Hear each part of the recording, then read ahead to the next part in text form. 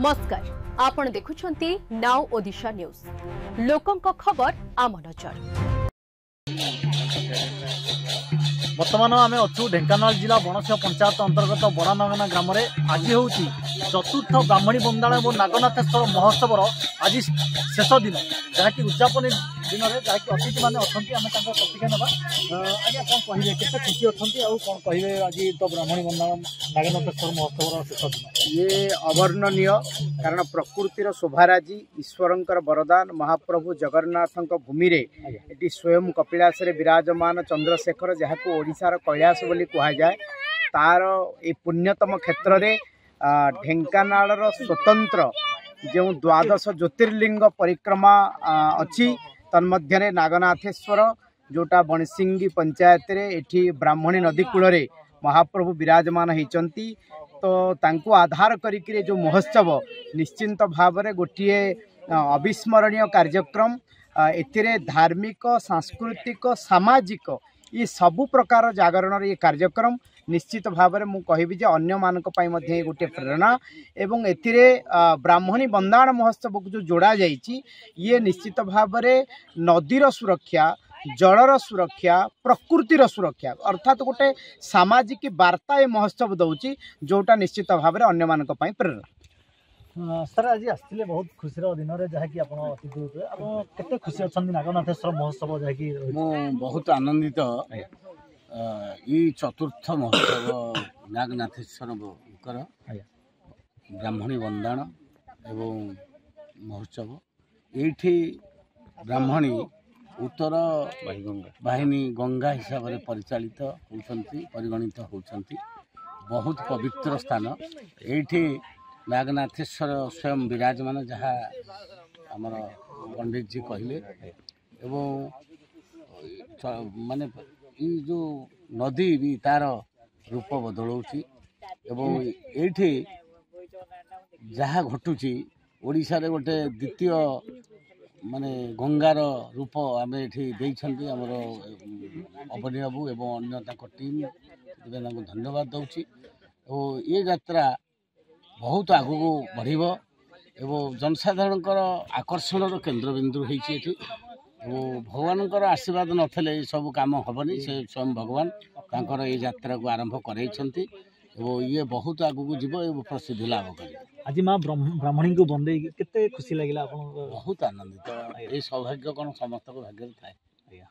Thank you sir जहाँकि आम पाखे अच्छा आउ जन अतिथि आम प्रतिक्रिया ना आज्ञा परिचय देते आते खुशी अच्छे विश्वरंजन दास मु आज यही नागनाथेश्वर जो मंदिर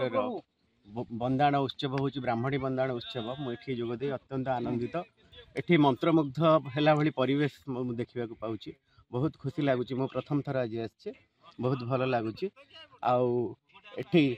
मु आशा करुच्ची जे ये उत्सव आहरी बढ़ू आगु को आहरी भल हो उत्तर उन्नति हो अंचलवासी मंगल कामना कर जे कि आमर जे यही उत्सव टी आयोजन कर अवनी बाबू आम पाखे अच्छा आज शेष दिन जहाँकि आम प्रतिज्ञा ना आज्ञा केते खुशी अच्छा आज्ञा केते आज तो शेष दिन कौन कहे आज्ञा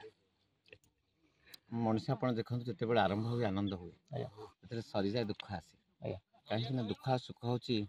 संसार दुईटी धार नदीर दुईटी धार पर दुख आ सुख जिते आरंभ होता सुख प्राप्ति होता एवं सरुची दुख लगुच बंची पुणी गोटे वर्ष आम ये ब्राह्मणी बंधन कर मूल लक्ष्य होता जे ये उत्तर भाई गंगा आमर ये गंगा आम पाखे अच्छी आम गंगा आलती करने आमको अल्लाहाबाद कुआड़े कुआड़े जावाक कलिकता जावाक पड़े आम लोक मान किंतु आम जब पाखे गंगा अच्छी ताल आम गंगा जावा कहीं एमती उद्धव कहते भगवान कृष्ण कहले जाओ तुम्हें मोर अन्यतम क्षेत्र अच्छी बद्रिका से जाओ भारी परवर्ती लीला सी कहते कहले सकल तीर्थ तो चरणे बद्रिका जीवी कारणे आश्रम नामे बदरिका से कि तो चरण अधिका आमरी चरण पाखे माँ गंगा उत्तर स्रोतस्विनी गंगा बहुचंदी आसतु समस्ते मिलमिशि ये यार सुरक्षा करूँ ये हूँ आम जीवन रेखा आम जीवन धारा ढेंकानाल माटीर जीवन धारा अच्छी ब्राह्मणी नदी तेणु ये जिते आम करुचे गोटे खुशी कथा आम जब आरंभ कलु आप देखते गोटे आध्यात्मिक परिवेश जो अंचल प्लावित हुए कालक्रमे यही कड़े से बणसिंगी हेकड़ पर्यंत हेकड़े माथापुर पर्यंत कूले कूले पैंछ मैंने आसिक अंडा देवा आरंभ कले यह आम बड़ सौभाग्य जे प्रकृति जितेबाला संस्कृति संपन्न हो जाऊँगी से अन्य जीवजंतु मैंने ये आसक्त होती आसुँच कौन कहे आज्ञा पर वर्ष कि भाव में डेभलप हो पार केमती आम तो ये चतुर्थ वर्ष मात्र गुरुंडी आरंभ कर यार परिकल्पना तो बहुत अच्छी आकाश चैया चिलिका माछ गोटे वर्ष बीतवा ही बड़ कथा आशा रखी तो बहुत आगामी प्रथम वर्ष तो ये वर्ष भी बहुत लोक होती बहुत होती चेष्टा करुचु जे ये आपर आम ब्राह्मणी मंदान तो सरीगला एपर माघ सप्तमी आम गत वर्ष ठार बुड़ कर बारुणी बुड़ कर आगुरी नागा सन्यासी मैंने बुड़ पकाती तेणु ए वर्ष आम बुड़ पकेबू माघ सप्तमी गत वर्ष आरंभ कर जेहतु कर 200-300 भक्त आसिक बुड़ पकेले ए वर्ष आम आह्वान कर माघ सप्तमी समस्ते आसिक बुड़ पकातु जो मैंने गंगा जापर ना ये आसिक गंगार पानी भितर आप निजे बुड़ पकातु पुण्य आर्जन करूँ नागनाथेश्वर महोत्सव दर्शन करूँ द्वादश ज्योतिर्लिंग से आम धन्यवाद देखु जहाँकि अतिथि मैंने आसी खूब धूमधाम सहित आज हूँ शेष दिन जहाँकि उत्सव मुखर रही जहाँकि ब्राह्मणी नदी कूल खूब धूमधाम सहित पुणी नागनाथेश्वर प्रांगण में बहुत बड़ एक धूमधाम सहित जहाँकि यात्रा हम आपण मैंने आसतु आम अपेक्षा करवा आर वर्ष कि भाव में पुणी नागनाथेश्वर ब्राह्मणी बंदाल और नागनाथेश्वर महोत्सव हो ढेंकानाल नागेनारू बापिन कुमार साहू ना ओडिशा न्यूज।